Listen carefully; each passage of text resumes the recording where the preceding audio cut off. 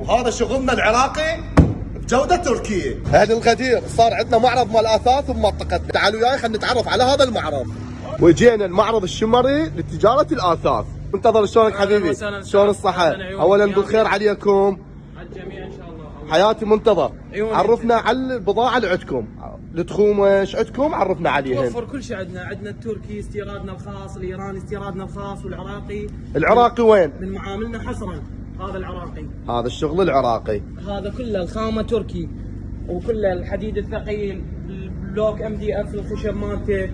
هاي كله عراقي؟ كله عراقي. كرسي دوار. هذا الكرسي الدوار. الخامة الخاولي هنا. هاي الخامة الخاولي. وهذا الجلد ضمان بي عدا الشيء.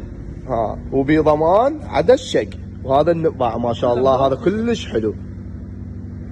وهذا شنو منتظر؟ هذا الايراني، هذا الملك. هذا الملكي الايراني. حراري ورق ذهب. هذا والسفنج مالته كله طبي ضغط. يعني شو نسوي احنا؟ ممتاز. يعني نقدر نسوي هاي القعده القويه. شايف العراقيين من ياكلون قبل هيك يقعدون. صدق قوي، صدق قوي امانه الله. هذا ابو الدنقه. ابو الدنقه. بعد منتظر، عرفنا على التخومه اللي عندك. عندك هذا همين التركي. هذا التركي. هذا التركي. هاي الجهه كلها تركي. هذا القلاب. هذا القلاب. هذا الكتف والظهر همين. شنو نوعيه هذا هذا التركي. هذا الخامه مالته الخاولي الثقيله كلها دبل خيط، والخشب زان الاصلي. هذا هيك شيء ايراني هم كله قلاب.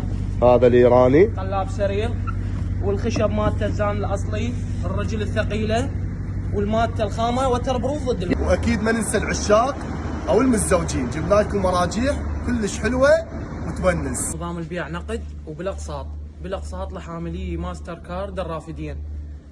اي موظف راتبه على مصرف الرافدين يقدر ياخذ من عندنا بالاقساط وتدللون. يريد يجيكم وين عنوانكم؟ العنوان بغداد جديده، منطقه الغدير،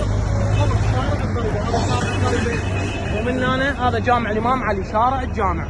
يا معرض الشمري للتجاره والاثاث.